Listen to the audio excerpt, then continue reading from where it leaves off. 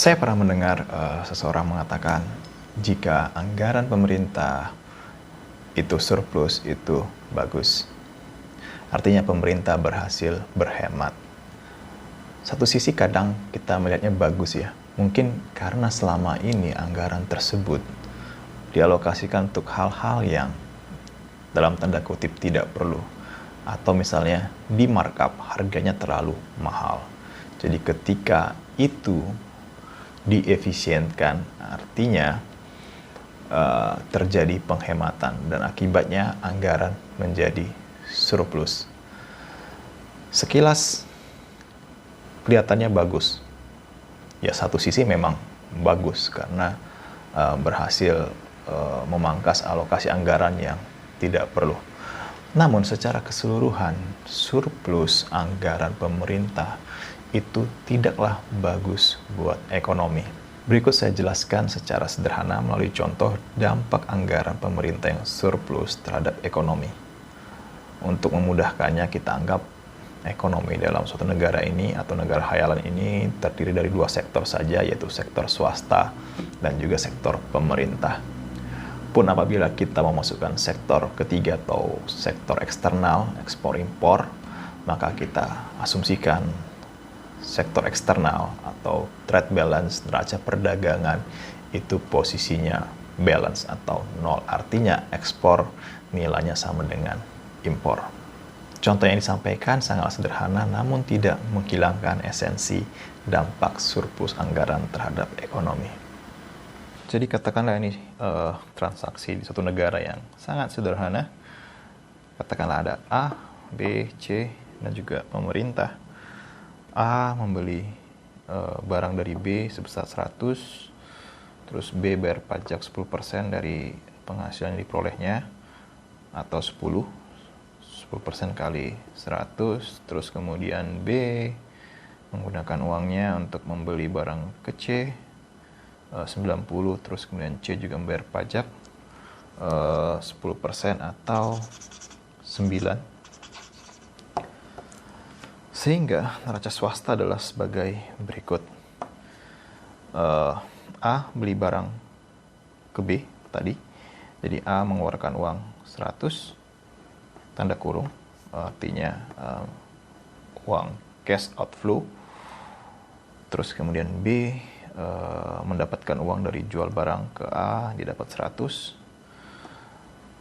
B bayar pajak 10.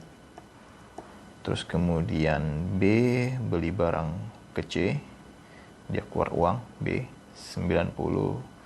Pada sisi lain C jual barang ke B tadi mendapatkan uang 90 dan C membayar pajak 9. Uang keluar, jadi secara total di sektor swasta atau neraca swasta itu minus 19.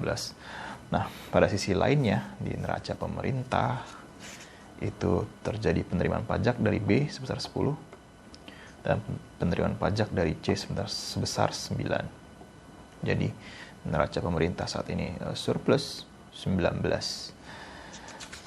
Nah, ini adalah dampaknya.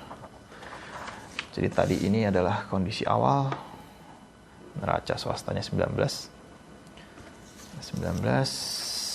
kemudian neraca pemerintahnya 19. Maaf, tadi swasta negatif atau minus 19 lebih tepatnya. Terus kemudian ada kondisi selanjutnya. Kondisi selanjutnya adalah diasumsikan pemerintah membelanjakan 19-nya ini ke swasta, dibelanjakan lagi ke swasta. Akibatnya swasta mendapatkan pendapatan lagi 19 sehingga neracanya menjadi 0, balance. Nah, pemerintah pada sisi lain yang tadi dia surplus 19, dia harus kurangi 19 karena dia membelanjakannya ke sektor swasta sehingga neracanya menjadi 0. Nah, ini adalah contoh bagaimana jika pemerintah tidak membelanjakan seluruh pendapatannya. Dia hanya membelanjakan 10, bukan 19. Kan pendapatannya adalah 19, tapi dia cuma membelanjakan 10. Akibatnya neraca swasta itu menjadi defisit 9 karena hanya mendapatkan uang 10. Nah, sementara itu neraca pemerintah itu surplus 9 karena tadi pendapatannya 19 dan dia hanya membelanjakan 10. Nah, disinilah orang sering menganggap ini baik. Padahal surplus ini mengakibatkan sektor swasta ini menjadi defisit. Padahal inilah sektor yang utama dalam ekonomi. Disinilah masyarakat, disinilah individu-individu, disinilah perusahaan-perusahaan. Apabila mereka defisit, itu tidaklah baik. Kesalahan orang yang menganggap surplus anggaran pemerintah itu bagus adalah kekurangpahaman bahwa terdapat hubungan antara anggaran pemerintah dan juga anggaran atau neraca dari swasta. Salam berpikir ulang.